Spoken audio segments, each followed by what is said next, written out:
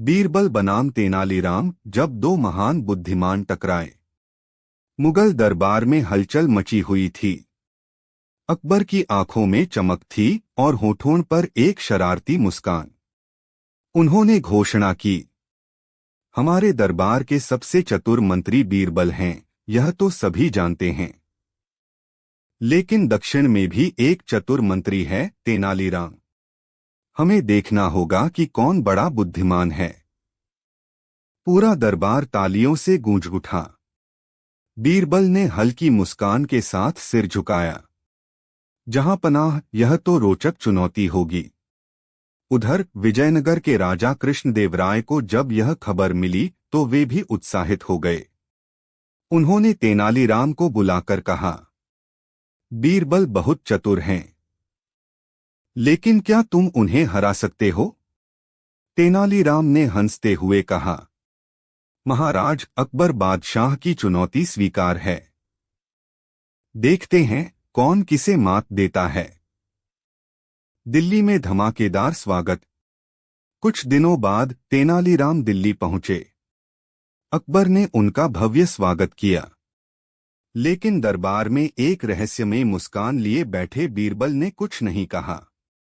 अकबर बोले, हम चाहते हैं कि आप दोनों के बीच एक प्रतियोगिता हो। जो अपनी चतुराई से हमें सबसे ज्यादा प्रभावित करेगा, वही जीतेगा। तेनालीराम ने मुस्कुराकर कहा, जहां पनाह, तो पहला सवाल कौन पूछेगा? अकबर बोले, पहला सवाल बीरबल पूछेंगे। पहली चुनौती, सबसे अजीब सवाल। बीरबल ने तेनालीराम को देखा और बोले, अगर कोई व्यक्ति आधा जमीन के अंदर और आधा बाहर हो तो वह जिंदा होगा या मरा? पूरा दरबार चुप हो गया। तेनालीराम ने कुछ पल सोचा और फिर बोले, जहां पनाह, इसका जवाब बहुत आसान है। वह व्यक्ति सो रहा होगा। अकबर जोर से हंस पड़े और बीरबल ने सिर हिलाया। बहुत बढ़िया। अब बारी थी तेनालीराम की। दूसरी चुनौती, सबसे मुश्किल पहेली। तेनालीराम ने पूछा, अगर एक आदमी अपने पैरों से चलते चलते थक जाए तो उसे सबसे तेज कौन सी चीज दौड़ा सकती है? बीरबल मुस्कुराए और बोले, भूख। पूरे दरबार में फिर से तालियां गूंज उठीं। अब तक दोनों बराबरी पर थे। तीसरी चुनौती, सबसे अजीब चीज लाओ। अब अकबर ने दोनों को एक नया काम सौंपा। तुम दोनों को कुछ ऐसा लाना होगा जो सबसे अजीब हो, न पूरी तरह जिंदा, न पूरी तरह मरा। बीरबल और तेनालीराम दोनों इस चुनौती को लेकर शहर में निकल पड़े। अगले दिन बीरबल एक मुर्गा लेकर आए। वह सो रहा था, लेकिन आधी आंखें खुली थीं। उन्होंने कहा, जहां पनाह, यह मुर्गा जिंदा भी है और सोते हुए आधा मरा भी लगता है। अकबर ने हंसकर सिर हिलाया। अब बारी थी तेनालीराम की। तेनालीराम एक बड़े बर्तन में दही लेकर आए। जहां पनाह, दही दूध भी है और नहीं भी, यह जीवित भी नहीं और मरा भी नहीं। अकबर ने ठहाका लगाया और बोले, कमाल है। अब तक दोनों बराबर हैं। अंतिम चुनौती, कौन ज्यादा चालाक? अब अकबर ने कहा, अब आखिरी सवाल। जो इसे हल करेगा वही विजेता होगा। लेकिन तभी दरबार में एक सैनिक भागता हुआ आया और घबराकर बोला, जहां पनाह, खजाने से कुछ सोने की मुद्राएं गायब हो गई हैं। अकबर चौंक पड़े। बीरबल और तेनालीराम ने एक दूसरे को देखा और मुस्कुरा दिए। तो क्या अब यह प्रतियोगिता छोड़कर पहले असली चोर को पकड़ना होगा? या फिर यह भी एक नई चुनौती होगी? क्या होगा जब बीरबल और तेनालीराम मिलकर चोर को पकड़ेंगे? बीरबल बनाम तेनालीराम, चोर कौन? दिल्ली के शाही दरबार में सन्नाटा छा गया था। सभी की निगाहें अकबर पर टिकी थीं, जो गहरी सोच में थे। शाही खजाने से सोने की मुद्राएं गायब हो गई थीं और यह मामला अब बीरबल और तेनालीराम के सामने था। अकबर ने गंभीर स्वर में कहा, बीरबल और तेनालीराम। यह देखना दिलचस्प होगा कि तुम दोनों मिलकर इस रहस्य को सुलझाते हो या कोई एक बाजी मार लेता है। तेनालीराम हंसकर बोले, जहांपनाह, चोर चाहे कितना भी होशियार क्यों न हो, हम दोनों से बच नहीं पाएगा। बीरबल मुस्कुराए, बिल्कुल। यह एक नई परीक्षा है। चोर तक पहुंचने की पहली चाल। बीरबल और तेनालीराम दोनों खजाने के कमरे में पहुंचे। वहां की हालत देखकर तेनालीराम बोले, अजीब बात है। ताला टूटा नहीं और कोई सुराग भी नहीं है। इसका मतलब चोर कोई अंदर का आदमी है। बीरबल ने दीवार की तरफ इशारा किया। यह देखो, यहां मिट्टी पर धूल कुछ अलग दिख रही है। इसका मतलब कोई यहां से गुजरा है। अब तक पूरी शाही सुरक्षा परेशान हो चुकी थी। बीरबल और तेनालीराम ने अपने अपने ढंग से खोजबीन शुरू कर दी। बीरबल की चतुराई और तेनालीराम की चालाकी। बीरबल ने सभी सैनिकों को बुलाया और कहा, हर किसी के जूते देखो। जिस पर धूल होगी वही इस कमरे में आया होगा। एक सैनिक ने झट से कहा, हुजूर, हम में से किसी के जूते गंदे नहीं हैं। तेनालीराम हंसे और बोले, अच्छा, तो फिर जूते चुरा लो ताकि चोर खुद ही बाहर आ जाएं। दरबारियों को कुछ समझ नहीं आया, लेकिन अकबर ने आदेश दिया कि सभी के जूते छीन लिए जाएं। असली चोर पकड़ में आया। तभी एक दरबारी बेचैन हो उठा। वह बार बार अपने पैर देख रहा था। तेनालीराम ने उसकी ओर इशारा किया और बोले, जहांपनाह, यही आदमी चोर है। अकबर चौंक गए, कैसे? बीरबल मुस्कुराए, क्योंकि जब सभी के जूते लिए गए तो यह बेचैन हो गया। इसके जूतों के अंदर धूल थी, लेकिन बाहर से साफ थे। इसका मतलब इसने नए जूते पहने थे ताकि कोई उसे पकड़ न सके। सैनिकों ने झट से उस दरबारी को पकड़ लिया। जैसे ही उसकी तलाशी ली गई, सोने की मुद्राएं उसके गुप्त जेबों में मिल गईं। अकबर की घोषणा। अकबर हंस पड़े और बोले, वाह, तुम दोनों ने मिलकर चोर को पकड़ लिया। लेकिन अब सबसे बड़ा सवाल यह है, तुम दोनों में से ज्यादा होशियार कौन? बीरबल बोले, जहांपनाह, इसका जवाब अगली चुनौती में मिलेगा। तेनालीराम हंसे, सही कहा। अगली बार जो चुनौती होगी वह सबसे कठिन होगी। अकबर ने आंखें घुमाकर कहा, ठीक है। अगली बार हम तुम दोनों को एक ऐसी परीक्षा देंगे जिसमें बुद्धिमत्ता और हाजिर जवाबी दोनों की जरूरत होगी। अब सवाल यह था, अगली परीक्षा क्या होगी? और क्या तेनालीराम बीरबल को हरा पाएंगे या फिर बीरबल ही विजेता बनेंगे? बीरबल बनाम तेनालीराम, सबसे मुश्किल चुनौती। शाही दरबार में हलचल मची थी।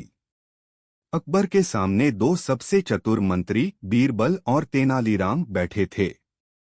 पिछले मुकाबले में दोनों ने मिलकर चोर को पकड़ लिया था, लेकिन अब अकबर को एक नई चुनौती तय करनी थी। अकबर मुस्कुराते हुए बोले, तुम दोनों होशियार हो, इसमें कोई शक नहीं।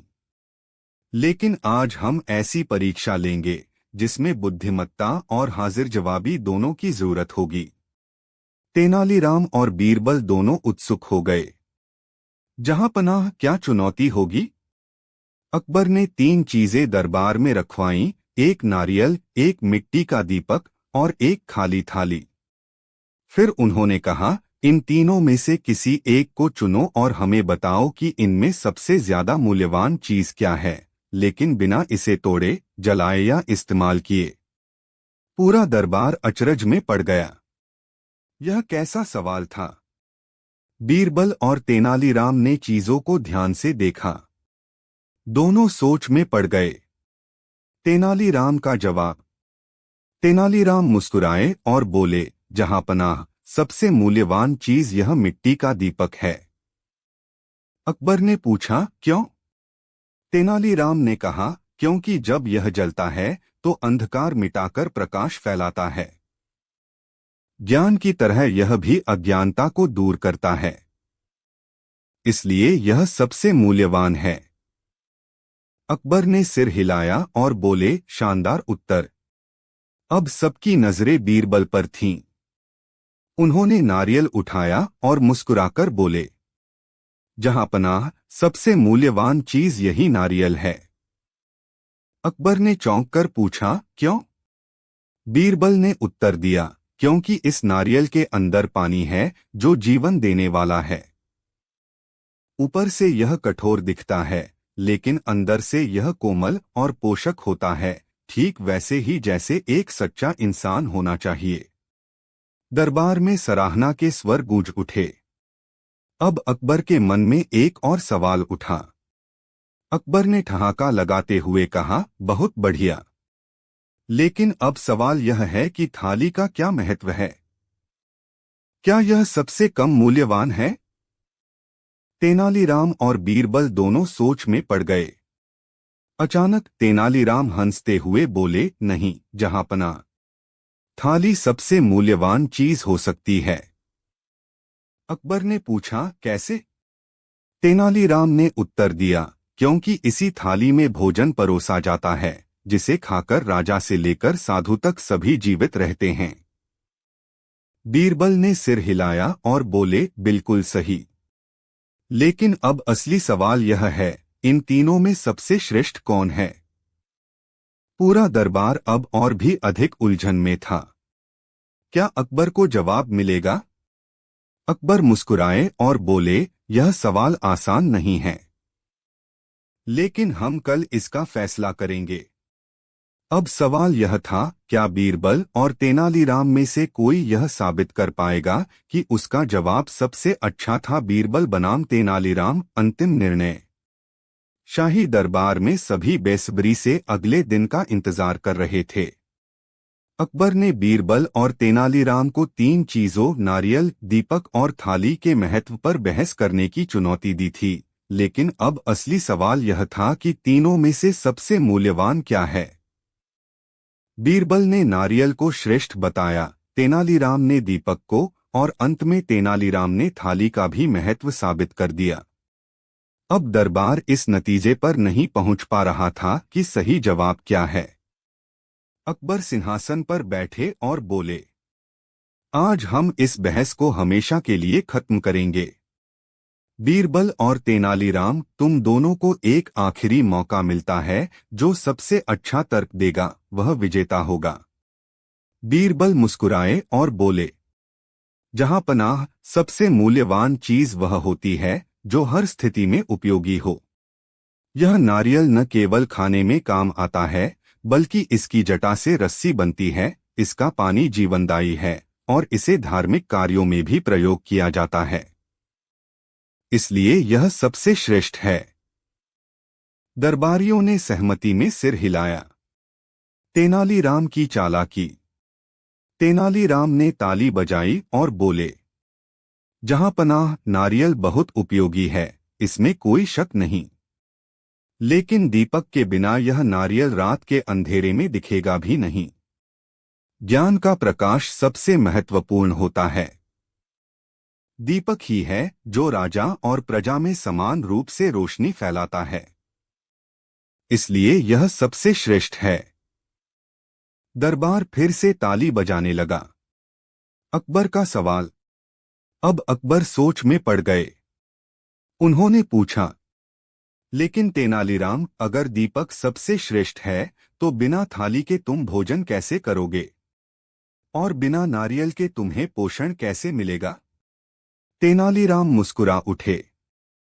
जहांपनाह, अगर भोजन ही न मिले तो थाली का कोई मूल्य नहीं। इसलिए असली सवाल यह है कि इन तीनों में से सबसे महत्वपूर्ण चीज क्या है? बीरबल अचानक उठे और बोले, जहांपनाह, सबसे महत्वपूर्ण चीज न नारियल है, न दीपक और न ही थाली। सबसे महत्वपूर्ण चीज है समय। पूरा दरबार सन्न रह गया। अकबर ने पूछा, यह कैसे? बीरबल ने जवाब दिया, अगर समय अनुकूल हो तो नारियल मिल सकता है, दीपक जल सकता है और भोजन परोसा जा सकता है। लेकिन अगर समय खराब हो तो राजा भी रंक बन सकता है। इसलिए सबसे महत्वपूर्ण चीज समय है। कौन जीता? अकबर हंस पड़े और बोले, वाह, यह तो किसी ने नहीं सोचा था। बीरबल ने यह साबित कर दिया कि हर चीज से ऊपर समय का महत्व है। तेनालीराम भी हंसे और बोले, सही कहा। यह सवाल इतना आसान नहीं था, लेकिन बीरबल ने इसे बेहतरीन तरीके से हल कर दिया। अब हम अगली परीक्षा की तैयारी करेंगे। अगली बार सवाल और भी कठिन होगा। लेकिन तभी दरबार के बाहर से अचानक एक सैनिक दौड़ता हुआ आया और घबराकर बोला, जहां पनाह, राज्य में एक रहस्यमयी साधु आया है जो दावा कर रहा है कि वह भविष्य देख सकता है। वह कहता है कि राजा की गद्दी खतरे में है। अकबर चौंक गए। बीरबल और तेनालीराम ने एक दूसरे को देखा। क्या सच में कोई साधु भविष्य देख सकता है? क्या अकबर की गद्दी को कोई खतरा है? बीरबल बनाम तेनालीराम, रहस्यमयी साधु की भविष्यवाणी। शाही दरबार में सन्नाटा छाया था। दरबार के बाहर एक अजीब सा माहौल बना हुआ था। एक सैनिक हांफते हुए अकबर के सामने आया और बोल, जहां पनाह, एक रहस्यमयी साधु आया है। वह कहता है कि वह भविष्य देख सकता है और आपकी गद्दी को खतरा है। यह सुनते ही अकबर चौकन्ने हो गए। उन्होंने इशारा किया और आदेश दिया, उसे दरबार में लाया जाए। कुछ ही पलों में एक लंबा चौड़ा, सफेद दाढ़ी वाला, चमकती आंखों वाला साधु दरबार में आया। उसके चेहरे पर अजीब सी शांति थी। महाराज अकबर, मैं भविष्य देख सकता हूं, साधु गंभीर स्वर में बोला। बीरबल और तेनालीराम ने एक दूसरे को देखा।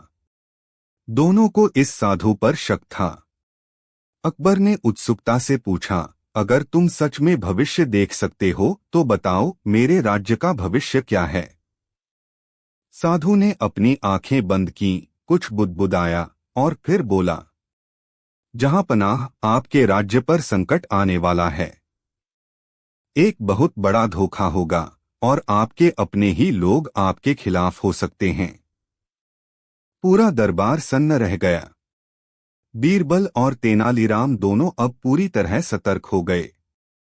तेनालीराम मुस्कुराए और बोले, महात्मा जी, अगर आप सच में भविष्य देख सकते हैं तो हमें यह भी बताइए कि इस संकट से बचने का उपाय क्या है। साधु गंभीर स्वर में बोला, उसका उत्तर मेरे पास नहीं बल्कि आपके भाग्य में है।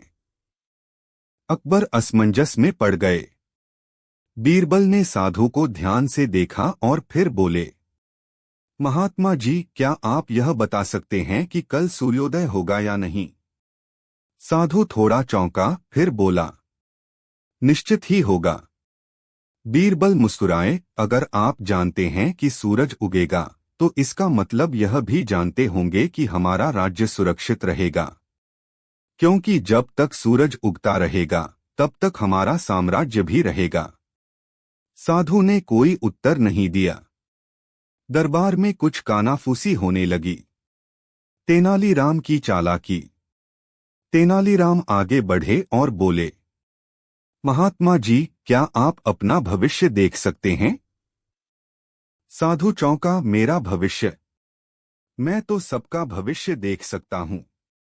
तेनालीराम हंसते हुए बोले, अगर आप सच में भविष्य देख सकते हैं तो हमें यह बताइए कि आपको कल कौन सा भोजन मिलेगा। साधु कुछ नहीं बोला। वह गहरी सोच में पड़ गया। बीरबल ने अकबर की ओर देखा और कहा, जहां पनाह, यह व्यक्ति सिर्फ डर फैलाने आया है। यह न तो भविष्य देख सकता है और न ही कोई सच्ची भविष्यवाणी कर सकता है। यह सिर्फ हमें भ्रमित कर रहा है। अकबर ने सैनिकों को आदेश दिया, इसे यहां से दूर ले जाओ। यह कोई सच्चा साधु नहीं है। सैनिकों ने साधु को बाहर निकाल दिया। दरबार में सभी बीरबल और तेनालीराम की बुद्धिमत्ता की सराहना करने लगे। अकबर की नई चुनौती। अकबर हंसकर बोले, बीरबल और तेनालीराम, तुम दोनों ने एक बार फिर साबित कर दिया कि बुद्धि से किसी भी भ्रम को दूर किया जा सकता है।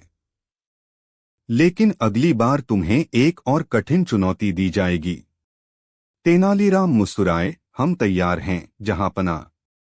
अकबर ने गहरी सांस ली और कहा, इस बार तुम्हें एक ऐसे व्यक्ति को ढूंढना होगा जो झूठ बोले और फिर भी सच्चा कहलाए। पूरा दरबार अचंभित रह गया। ऐसा व्यक्ति कौन हो सकता था? बीरबल बनाम तेनालीराम, सबसे बड़ा झूठा। अकबर ने अपनी नई चुनौती सामने रखी, ऐसे व्यक्ति को ढूंढो जो झूठ बोले और फिर भी सच्चा कहलाए।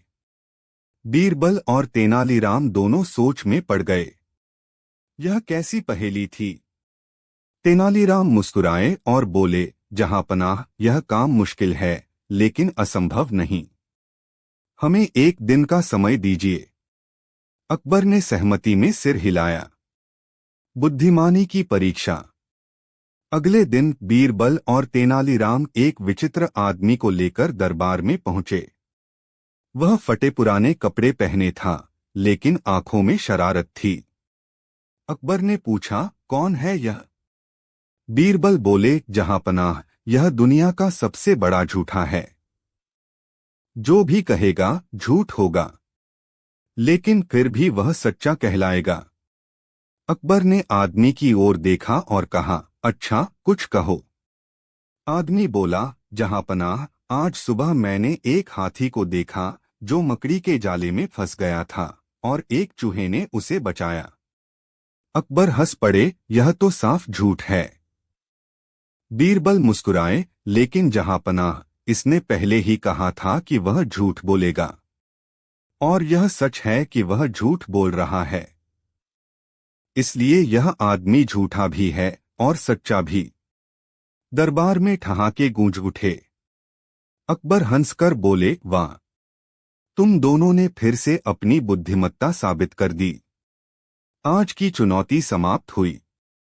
और इस तरह बीरबल और तेनालीराम की बुद्धिमत्ता ने एक और पहेली को हल कर दिया। अकबर ने दोनों को इनाम देकर विदा किए। जब साधु ने कहा, बीरबल, तुम्हारी उम्र बस 7 दिन बची है। शाही दरबार में अचानक सन्नाटा छा गया। सभी दरबारी और अकबर खुद चौंक गए।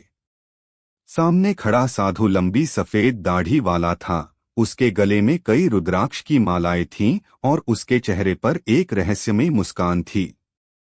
बीरबल, जो हमेशा चतुराई और हाजिर जवाबी के लिए जाने जाते थे, पहली बार कुछ देर के लिए शांत हो गए। लेकिन फिर उन्होंने मुस्कुराते हुए पूछा, महात्मा जी, क्या आपको यमराज ने खुद आकर बताया है या फिर यह भविष्यवाणी बस आपकी कल्पना का खेल है? बीरबल, मैं झूठ नहीं बोलता। 7 दिन बाद तुम्हारे प्राण पखेरु उड़ जाएंगे। अगर तुम्हें विश्वास नहीं तो इंतजार कर लो। अकबर ने ताली बजाई, बकवास। बीरबल मेरे सबसे प्रिय मंत्री हैं। कौन देख सकता है भविष्य? यह सब ढकोसला है। लेकिन साधु मुस्कुराया और बोला, जहांपनाह, समय आने दीजिए। 7 दिन बाद खुद देख लीजिए। बीरबल की बेचैनी। बीरबल बाहर से तो मुस्कुरा रहे थे, लेकिन मन ही मन असमंजस में थे। वह किसी भी प्रकार के अंधविश्वास में विश्वास नहीं रखते थे, लेकिन यह भविष्यवाणी उनके दिमाग में घूम रही थी। उन्हें नींद नहीं आ रही थी। 7 दिन का समय। कहीं सच में कुछ अनहोनी तो नहीं हो जाएगी? उधर दरबार में कई दरबारी कानाफूसी कर रहे थे। अगर साधु की बात सही निकली तो? क्या सच में बीरबल की मृत्यु होने वाली है? यह चर्चा धीरे धीरे पूरे राज्य में फैल गई। कुछ लोगों ने तो बीरबल को पहले से ही श्रद्धांजलि देना शुरू कर दिया। अगले दिन बीरबल ने दरबार में जाकर अकबर से कहा, जहांपनाह, मैं अपनी आखिरी इच्छा बताना चाहता हूं। अकबर हंस पड़े। बीरबल, तुम भी इस साधु की बातों को सच मान बैठे। बीरबल बोले, अगर 7 दिन ही बचे हैं तो क्यों न इन 7 दिनों को खास बना लिया जाए। अकबर ने सोचा और बोले, ठीक है, तुम्हारी जो इच्छा हो बताओ। बीरबल ने शाही कोष से सभी गरीबों को सोना और चांदी बांटने की मांग की। अब दरबार में नया हंगामा खड़ा हो गया। अगर बीरबल को कुछ नहीं हुआ तो इतना धन व्यर्थ चला जाएगा, कुछ दरबारी बोले। लेकिन बीरबल ने मुस्कुराते हुए कहा, अगर मेरी मृत्यु हो गई तो यह मेरा पुण्य होगा, और अगर मैं जीवित रहा तो साधु को सबक मिलेगा। 7वें दिन का रहस्य। दिन बीतते गए। बीरबल बिल्कुल सामान्य जीवन जीते रहे, लेकिन हर कोई उनके अंतिम दिन की प्रतीक्षा कर रहा था। 7वां दिन आया। सभी दरबारी, सैनिक और नगरवासी यह देखने के लिए इकट्ठा हुए कि क्या सच में कुछ अनहोनी होगी। घंटों बीत गए, लेकिन कुछ नहीं हुआ। अंत में अकबर ने हंसकर कहा, बीरबल, तुम जिंदा हो। बीरबल मुस्कुराए, जहांपनाह, मैंने तो पहले ही कहा था, यह सब झूठी भविष्यवाणी थी। लेकिन तभी दरबार के द्वार पर वह साधु फिर से प्रकट हुआ। उसके चेहरे पर अजीब सी मुस्कान थी। उसने कहा, जहांपनाह, बीरबल तो बच गए, लेकिन असली खेल अब शुरू होगा। दरबार में सन्नाटा छा गया। आखिर साधु क्या कहना चाहता था? क्या कोई नया रहस्य सामने आने वाला था? क्या यह खेल यहीं खत्म हुआ या अभी कोई और खतरा मंडरा रहा था?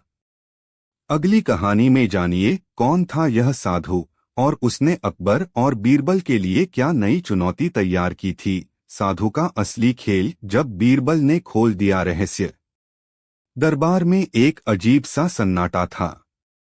7 दिन बीत चुके थे, लेकिन बीरबल जिंदा थे। उनकी मुस्कान देखकर अकबर और दरबारी राहत की सांस ले रहे थे।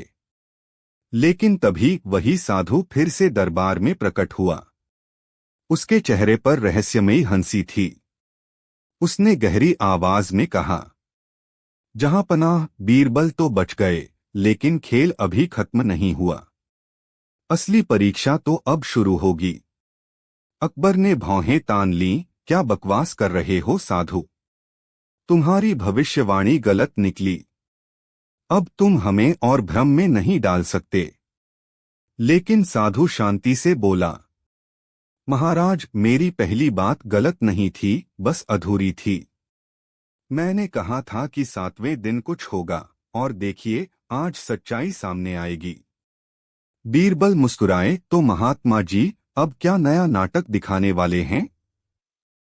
साधु बोला, बीरबल, क्या तुम जानते हो कि तुम्हारे बचने की असली वजह क्या है? बीरबल ने सिर हिलाया, हाँ, मेरी अक्ल और मेरा विश्वास।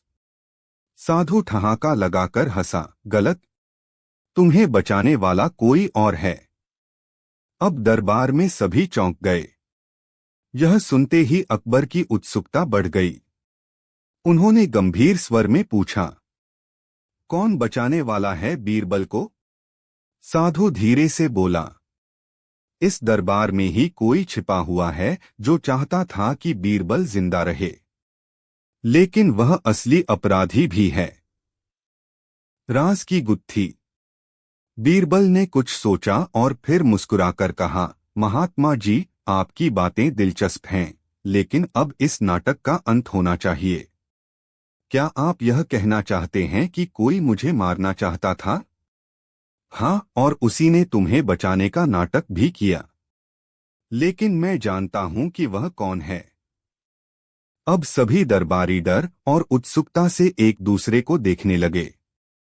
अगर कोई सच में बीरबल को मारना चाहता था तो वह कौन हो सकता है? अकबर ने गुस्से से कहा, अगर यह सच है तो हमें उस व्यक्ति का नाम बताओ। साधु मुस्कुराया और बोला, नाम बताने से पहले मैं एक और परीक्षा लेना चाहता हूं। अगर बीरबल इतने ही बुद्धिमान हैं तो वह खुद ही बता देंगे कि उनके पीछे कौन है। अब बीरबल को समझ में आ गया कि यह साधु खेल खेल रहा है। उन्होंने कुछ देर सोचा और फिर दरबार में घूमते हुए कहा, मुझे मारने की साजिश कोई और नहीं बल्कि वही कर सकता है जो मेरी जगह लेना चाहता हो। दरबार में सन्नाटा छा गया। बीरबल ने अपनी बात जारी रखी, जहांपनाह, इस दरबार में कई लोग मेरी कुर्सी पर बैठने का सपना देखते हैं, लेकिन मैं एक चाल चलूंगा जिससे असली अपराधी खुद ब खुद सामने आ जाएगा। अकबर ने सिर हिलाया, कैसी चाल? बीरबल मुस्कुराए और बोले, अगर मैं कहूं कि मैं अब मंत्री पद छोड़ रहा हूं और राजा से दरबार में मेरा उत्तराधिकारी चुनने की विनती करूं, तो असली गुनहगार जल्दबाजी में खुद को सही साबित करने के लिए आगे आएगा। असली गुनहगार कौन? अब सबकी नजरें दरबार में मौजूद लोगों पर थीं। बीरबल ने धीरे से घोषणा की, मैं अब मंत्री पद नहीं चाहता। जो इस पद के योग्य है उसे यह पद मिलना चाहिए। तभी अचानक एक दरबारी चिल्लाया, जहांपनाह, मैं इस पद के लिए सबसे योग्य हूं। सबकी निगाहें उस दरबारी पर टिक गईं। अकबर ने गुस्से से कहा, तुम इतनी जल्दी आगे क्यों आए? अब बीरबल मुस्कुराए और बोले, जहांपनाह, यही वह व्यक्ति है जिसने मेरे खिलाफ साजिश रची थी। दरबारी हड़बड़ा गया, लेकिन अकबर को समझ आ चुका था। उन्होंने सैनिकों को आदेश दिया कि उस दरबारी को पकड़ लिया जाए। साधु का असली मकसद। अब सबकी नजरें साधु की ओर गईं। बीरबल ने पूछा, अब सच बताइए महात्मा जी, आपको यह सब कैसे पता था? साधु मुस्कुराया और कहा, मैं कोई आम साधु नहीं, मैं न्यायप्रिय व्यक्ति हूं। मैं यहां सिर्फ तुम्हें डराने नहीं बल्कि तुम्हारे दुश्मन को सामने लाने आया था। अब अकबर को सब समझ में आ गया। उन्होंने साधु को सम्मानपूर्वक विदा किया और बीरबल की प्रशंसा की। लेकिन तभी साधु ने जाते जाते एक और रहस्यमयी बात कही, बीरबल, यह तो सिर्फ पहला राज था, लेकिन असली खतरा अभी टला नहीं है। अब दरबार में फिर सन्नाटा छा गया। आखिर साधु किस खतरे की बात कर रहा था? क्या बीरबल की जान पर अब भी कोई संकट मंडरा रहा था? जानने के लिए इंतजार कीजिए अगली कहानी का। साधु की भविष्यवाणी का दूसरा रहस्य, कौन है असली दुश्मन? साधु के जाते ही दरबार में गहरा सन्नाटा छा गया। उसकी आखिरी बात ने सभी को बेचैन कर दिया था। बीरबल, यह तो सिर्फ पहला राज था, लेकिन असली खतरा अभी टला नहीं है। अकबर ने अपने सिंहासन पर बैठते हुए बीरबल की ओर देखा और गंभीर स्वर में बोले, बीरबल, मुझे समझ में नहीं आ रहा कि यह साधु तुम्हें बचाने आया था या तुम्हें और उलझाने। बीरबल मुस्कुराए और बोले, जहांपनाह, यही तो असली खेल है। जो नजर आता है वह हमेशा सच नहीं होता। लेकिन अब इस राज की गुत्थी खोलने का समय आ गया है। अगली सुबह जब बीरबल अपने निवास पर थे, तभी एक नौकर भागता हुआ आया और बोला, मंत्री जी, आपके लिए एक अज्ञात चिट्ठी आई है। बीरबल ने चिट्ठी खोली। बीरबल, अगर तुम्हें अपनी जान बचानी है तो रात को अकेले पुराने खंडहर के पास आना। अगर किसी को बताया तो अगली सुबह तुम्हारी लाश यमुना में तैरती मिलेगी। बीरबल मुस्कुराए। अब खेल दिलचस्प हो गया है। अकेले खंडहर में। रात के अंधेरे में बीरबल छुपते छुपाते खंडहर के पास पहुंचे। वहां सन्नाटा पसरा हुआ था। अचानक एक नकाबपोश आदमी सामने आया और गहरी आवाज में बोला, बीरबल, तुमने हमारी चालें नाकाम कर दी, लेकिन अब तुम बच नहीं सकते। बीरबल ने हंसते हुए कहा, तो असली गुनहगार सामने आ ही गया। नकाबपोश आदमी हड़बड़ा गया। उसने तलवार निकाल ली और बीरबल पर हमला करने ही वाला था कि अचानक चारों ओर सैनिकों ने घेर लिया। बीरबल बोले, मैं अकेला नहीं आया, मेरे साथ बादशाह के सबसे तेज सैनिक भी हैं। नकाब पोश को पकड़ लिया गया और जब उसका नकाब हटाया गया तो सब चौंक गए। यह तो हमारे ही दरबार का एक विश्वसनीय मंत्री है। आखिरी राज साधु कौन था? अगले दिन अकबर ने उस मंत्री से पूछा, तुमने बीरबल को मारने की साजिश क्यों रची? वह मंत्री कांपते हुए बोला, जहां पनाह, बीरबल की चतुराई के कारण हम जैसे कई लोग दरबार में कमजोर पड़ रहे थे। मैंने सोचा कि अगर वह मर जाए तो उसकी जगह मुझे मिल जाएगी। अकबर ने गुस्से में उसे कारागार में डालने का आदेश दे दिया। लेकिन बीरबल की आंखों में अभी भी एक सवाल था। उन्होंने अकबर से कहा, जहां पनाह, यह तो समझ आ गया कि मुझे मारने की साजिश किसने की, लेकिन एक बात अब भी रहस्यमयी है। अकबर चौंक गए, क्या? बीरबल बोले, वह साधु कौन था? वह सब कुछ पहले से कैसे जानता था? तभी दरबार के द्वार पर एक साए की हल्की झलक दिखी। आखिर वह साधु कौन था? क्या वह कोई दैवीय शक्ति थी या एक और नया खिलाड़ी? साधु का आखिरी रहस्य, खेल का अंत या नई शुरुआत? बीरबल की नजर दरबार के द्वार पर पड़ी। एक साया धीरे धीरे अंदर आ रहा था। दरबारियों की आंखें चौंधिया गईं जब उन्होंने देखा। यह तो वही साधु था। साधु मुस्कुराया और बोला, बीरबल, तुम्हारी जिज्ञासा काबिले तारीफ है। लेकिन मैं कौन हूं, यह जानकर तुम्हें कोई फायदा नहीं होगा। असली सवाल यह है कि तुम्हारा अगला कदम क्या होगा। बीरबल ने साधु की ओर देखा और गंभीर स्वर में बोले, मुझे सच जानना है। तुम यह सब पहले से कैसे जानते थे?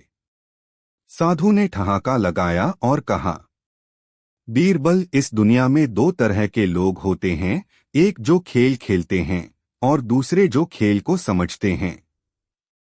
मैं दूसरा हूं। अकबर ने गुस्से से पूछा, तो क्या तुमने यह सब नाटक किया था? साधु मुस्कुराया, अगर मैंने यह न किया होता तो क्या गुनहगार सामने आता? बीरबल ने सिर झुका लिया। साधु सही कह रहा था। अकबर बोले, तुम्हारी सजा क्या होनी चाहिए? साधु ने गहरी सांस ली और कहा, जहां पनाह, मेरी सजा यही है कि मैं फिर कभी इस दरबार में नहीं आऊंगा। मेरा काम पूरा हुआ। यह कहकर साधु धीरे धीरे दरबार से बाहर चला गया। बीरबल उसे जाते हुए देखते रहे। और तभी, लेकिन बीरबल, एक आखिरी राज अभी भी बाकी है।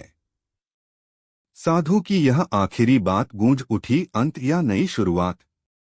बीरबल और अकबर दोनों साधु की आखिरी बात को सोचकर हैरान थे, लेकिन सच यह था कि खेल अब खत्म हो चुका था। अकबर ने बीरबल की ओर देखा और मुस्कुराकर कहा, बीरबल, यह सब नाटकों से तुम्हें थकान तो नहीं हो गई? बीरबल हंसकर बोले, जहां पनाह, अगर दिमाग को तेज रखना है तो ऐसे खेल चलते रहना चाहिए। दरबार फिर से ठहाकों से गूंज उठा। साधु जा चुका था, अपराधी पकड़ा जा चुका था और बीरबल फिर से अपनी समझदारी साबित कर चुके थे। यही था बीरबल का जादू, जो हर बार अकबर के दरबार को चमत्कृत करता। बीरबल और अजीब शादी का न्योता। एक दिन सुबह सुबह बीरबल अपने आंगन में बैठे थे जब एक दरबान उनके पास आया और बोला, हुजूर, आपके लिए एक विशेष निमंत्रण आया है। बीरबल ने उत्सुकता से पत्र खोला और पढ़ने लगे। पत्र में लिखा था, मान्यवर बीरबल जी, मैं आपको अपनी शादी में सादर आमंत्रित करता हूं। यह विवाह अन्य सभी शादियों से भिन्न होगा। कृपया इस विशेष अवसर पर अपनी उपस्थिति अवश्य दें। स्थान और समय की जानकारी अगले पत्र में दी जाएगी। बीरबल को यह संदेश अजीब लगा। शादी का न्योता मिला, लेकिन स्थान और समय बाद में बताया जाएगा। उन्होंने पत्र पर लिखे नाम को देखा, राजाराम, आगरा। बीरबल ने सोचा, यह विवाह कुछ अनोखा अवश्य है। जब निमंत्रण आया है तो जाना ही पड़ेगा। देखते हैं इसमें क्या राज छिपा है। कुछ दिनों बाद दूसरा पत्र आया, जिसमें शादी का स्थान और समय लिखा था। शादी अगले ही दिन थी और स्थान था पुराने पीपल के पेड़ के पास, सुनसान घाटी में। बीरबल को यह और भी रहस्यमय लगा। आमतौर पर शादियां मंदिरों या बड़े महलों में होती थीं, लेकिन यह शादी एक वीरान जगह पर हो रही थी। बीरबल ने सोचा, मुझे वहां जाकर देखना चाहिए कि माजरा क्या है। लेकिन सुरक्षा के लिए मैं कुछ सैनिकों को भी अपने साथ ले चलूंगा। अगले दिन जब बीरबल बताए गए स्थान पर पहुंचे तो वहां का दृश्य देखकर वे दंग रह गए। शादी की कोई सजावट नहीं थी। न ढोलन गाड़े बज रहे थे, न बारात थी। केवल कुछ लोग इधर उधर खड़े थे और वे भी अजीब से लग रहे थे, कुछ बुजुर्ग, कुछ साधु और कुछ गरीब से दिखने वाले लोग। सबसे अजीब बात यह थी कि वहां न दूल्हा दिख रहा था और न ही दुल्हन। बीरबल ने एक वृद्ध से पूछा, यहाँ विवाह होने वाला है न? दूल्हा दुल्हन कहाँ हैं? वृद्ध ने धीरे से कहा, दूल्हा तो आ गया है, लेकिन दुल्हन का इंतजार हो रहा है। बीरबल और भी हैरान हो गए। वे देख रहे थे कि एक आदमी, जो गरीब सा लग रहा था, सबसे आगे खड़ा था। वह शायद दूल्हा था, लेकिन उसके कपड़े फटे हुए थे और वह बहुत उदास लग रहा था। तभी अचानक कुछ लोग एक पालकी लेकर आए, लेकिन यह कोई साधारण पालकी नहीं थी। इसे देखकर सभी लोगों की आंखें फटी रह गईं। जैसे ही पालकी खोली गई, उसमें से एक सुंदर युवती निकली, लेकिन उसके चेहरे पर गहरी उदासी थी। बीरबल ने देखा कि यह युवती बहुत ही अमीर घराने की लग रही थी। उसने भारी गहने पहने थे, लेकिन उसकी आंखों में आंसू थे। बीरबल ने दूल्हे की ओर देखा और पूछा, क्या यह विवाह दोनों की मर्जी से हो रहा है?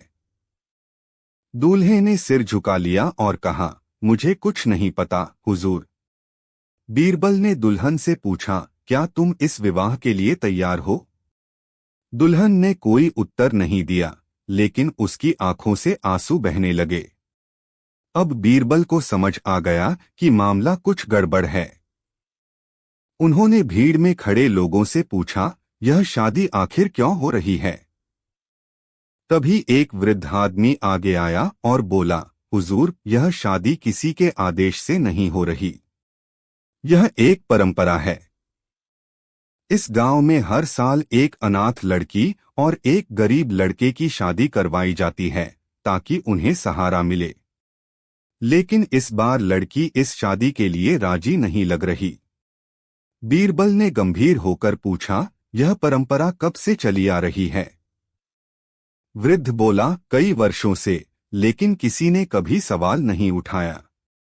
बीरबल ने दुल्हन से धीरे से पूछा, बेटी, तुम सच में इस विवाह से खुश हो?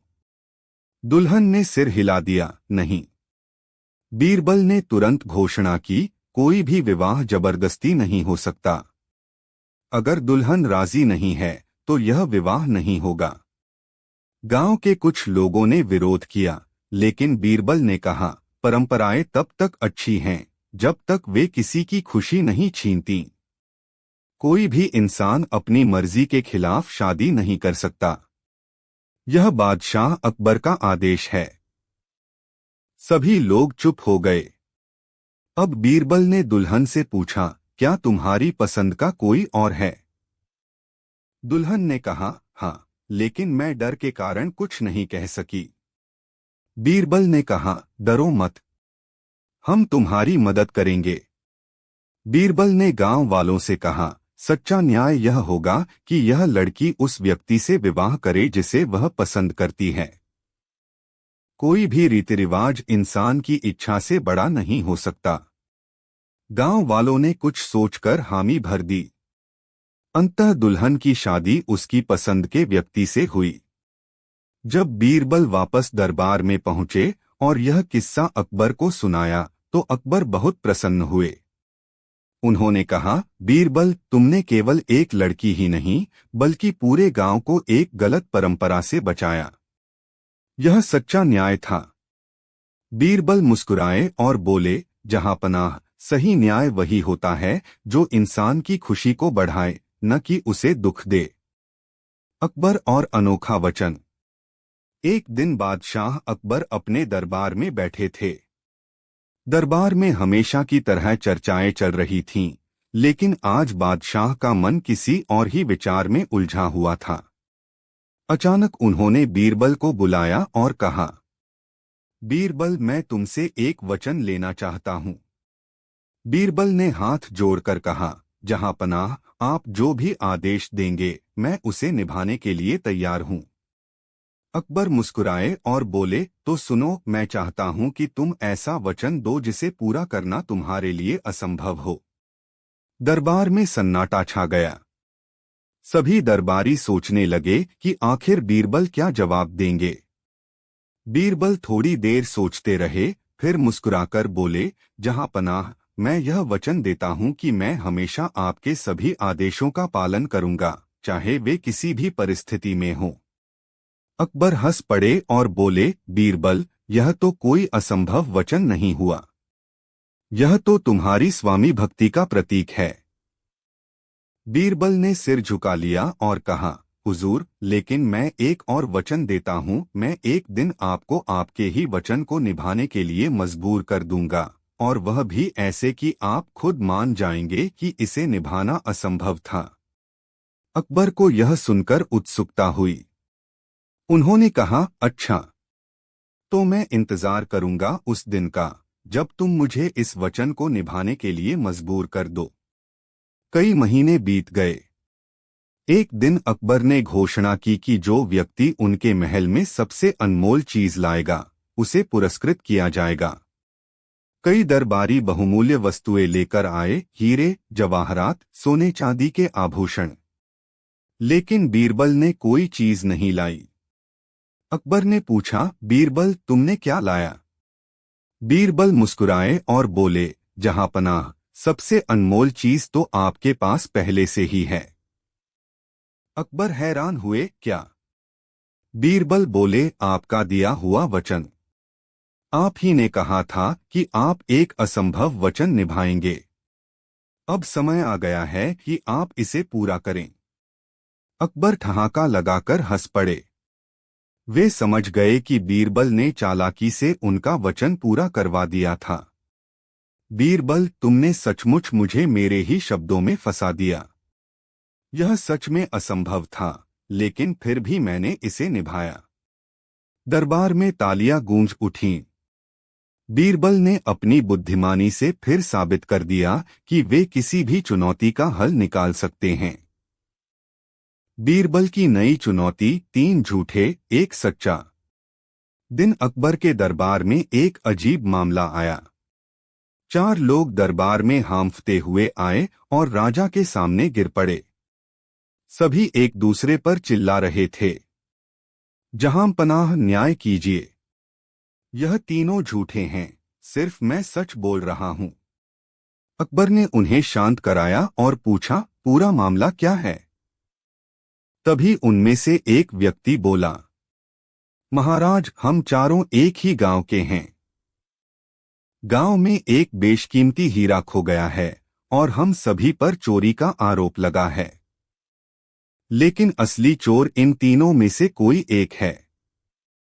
हम सब कह रहे हैं कि हम निर्दोष हैं, लेकिन इनमें से कोई एक झूठ बोल रहा है। अकबर ने सिर खुजलाया और कहा, यह मामला तो टेढ़ा है। बीरबल, तुम ही इसका हल निकालो। बीरबल मुस्कुराए और बोले, अगर झूठ पकड़ना हो तो झूठे को बोलने दो। बीरबल की अनोखी योजना। बीरबल ने चारों को अलग अलग बैठाया और सबसे एक एक करके सवाल पूछने लगे। पहला व्यक्ति, मैं तो गांव में ही नहीं था जब चोरी हुई। दूसरा व्यक्ति, मुझे उस हीरे के बारे में कुछ पता ही नहीं। तीसरा व्यक्ति, मुझे उस हीरे की कोई जरूरत नहीं थी। 4 चौथा व्यक्ति, मैंने हीरा चुराया ही नहीं। बीरबल कुछ सोचने लगे। फिर उन्होंने चारों को एक कप पानी लाने के लिए कहा। चारों व्यक्ति भाग कर गए और पानी लेकर आए। बीरबल की चालाकी। जैसे ही चारों ने पानी लाकर दिया, बीरबल ने मुस्कुराकर कहा, चोर पकड़ा गया। अकबर और दरबार में बैठे सभी लोग चौंक गए। बीरबल बोले, जिसने चोरी की है वह सबसे ज्यादा डरा हुआ होगा। जब मैंने इन्हें पानी लाने भेजा तो असली चोर सबसे ज्यादा जल्दी में था, ताकि वह सबसे पहले वापस आकर ईमानदार दिखे। चारों में से पहला व्यक्ति सबसे पहले पानी लेकर आया था और वह पसीने पसीने हो रहा था। बीरबल ने उसकी ओर इशारा किया और बोले, यही है असली चोर। अंत और रहस्योद्घाटन। पहले व्यक्ति ने घबराते हुए स्वीकार कर लिया, हाँ महाराज, मैंने हीरा चुराया था।